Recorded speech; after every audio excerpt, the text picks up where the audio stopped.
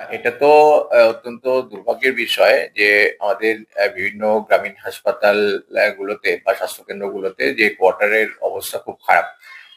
কেন্দ্রীয় করার অবস্থাও খুব খারাপ। আরো অন্যান্য বেশ কিছু জায়গা রয়েছে যেখানে কোয়ার্টারের অবস্থা সত্যি সত্যি খুব খারাপ, বা চারপাশে বাউন্ডারি ওয়াল না থাকার ফলে সেখানে নিরাপত্তার একটা সমস্যা রয়েইছে, সেটা আছে।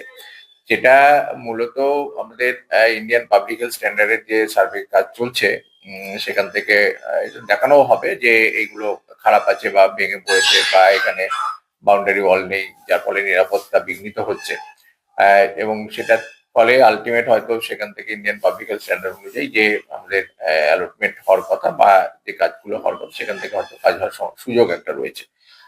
কিন্তু এই মুহূর্তে আমরা প্রশাসনের কাছে আমরা জানাবো, বা প্রশাসনকে আমরা চিঠি করব। আমাদের বিএমওএইচ রয়েছে, ওনাকেও আমি বলবো যে প্রশাসনকে জানাতে, পুলিশ এবং